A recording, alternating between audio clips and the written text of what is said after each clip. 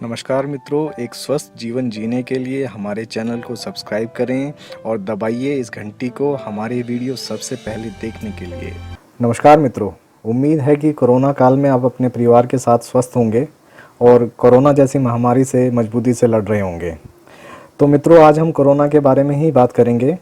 इससे संबंधित जितने भी प्रश्न हैं मैं उनका उत्तर देने का प्रयास करूँगा और यह मैं अपनी तरफ से नहीं दूंगा, बल्कि WHO जो कि वर्ल्ड हेल्थ ऑर्गेनाइजेशन है उसके अनुसार ही सभी प्रश्नों का उत्तर देने का प्रयास करूंगा।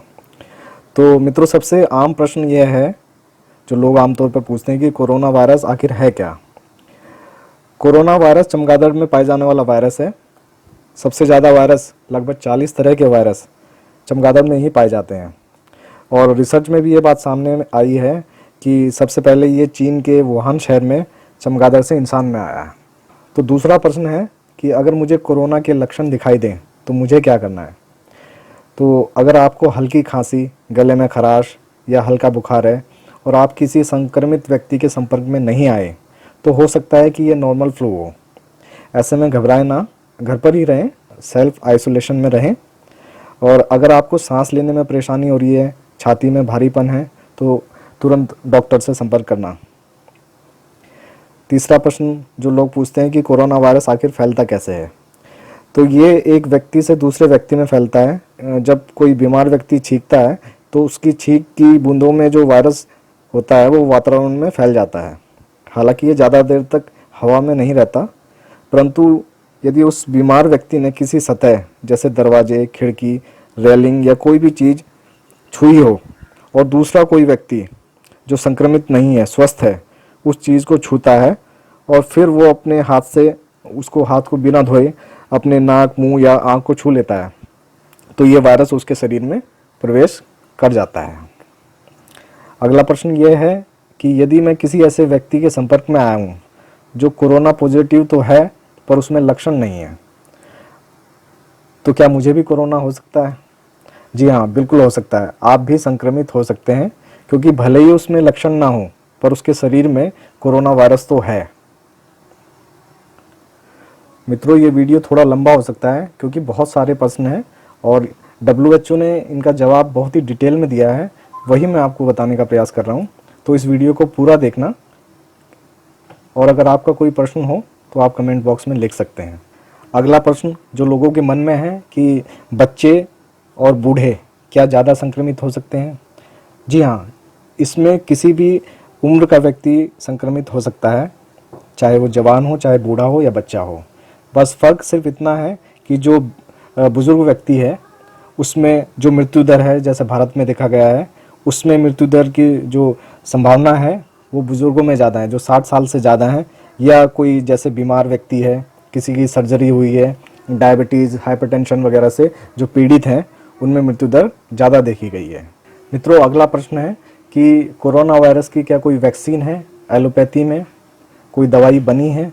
तो मित्रों, WHO ने कहा है कि अभी तक कोई भी दवाई, कोई भी एंटीबायोटिक्स इसके लिए कारगर साबित नहीं हुई है। हालांकि उसने अपनी वेबसाइट में कहा गया है कि जो आयुर्वेदिक दवाइयाँ हैं वो आराम दे सकती हैं, लेकिन कोई भी एलोपैथी दवाई इसके लिए नहीं बनी है। अगला प्रश्न ये है मित्रों कि क्या सर्जिकल मास्क या नॉर्मल मास्क लगाने से कोरोना वायरस नहीं होगा। तो ऐसा निश्चित तौर पर नहीं कहा जा सकता है कि अगर आपने मास्क पहन लिया तो आप कोरोना से बच ही जाएंगे।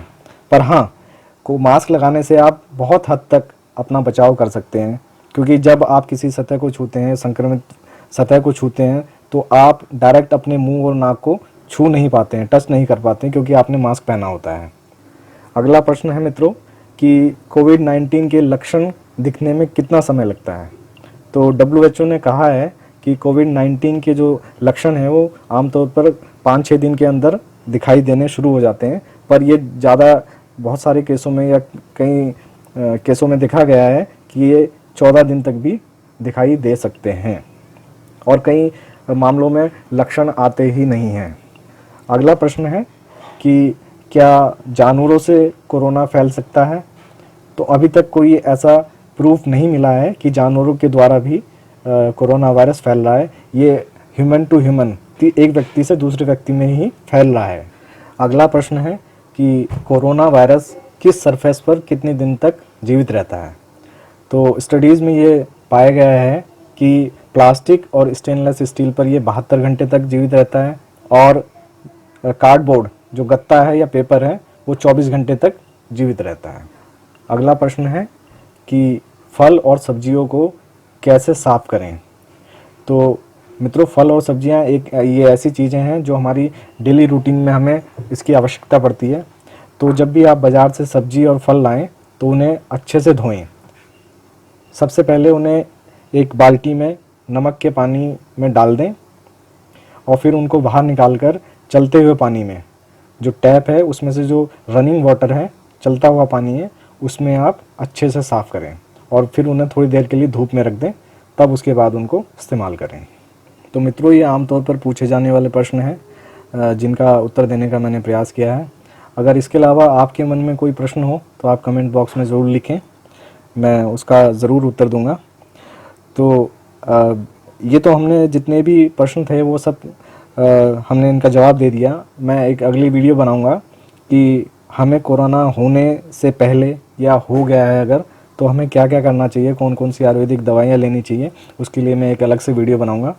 तो मित्रों, ये वीडियो ज़्यादा से ज़्यादा शेयर करें ताकि सभी लोगों में जितने भी कुछ शंका है, कोई भी भ्रम है, वो इससे दूर हो जाए। क्योंकि ये बात सिर्फ मैं अपनी तरफ से नहीं कह रहा हूँ, ये WHO ने कहा है। WHO जो वर्ल्ड हेल्थ ऑर्गेनाइजेशन है, जो दुनिया भर के स्वास्थ्य सेवाओं पर नज़र रखता है, उसने ये बात कही है। तो उसी के हवाले से मैंने इन प्रश्नों का उत्तर दिया है। तो अगर मित्रों ये वीडियो अच्छी लगी हो तो इसको शेयर और लाइक ज़रूर करें। धन्यवाद।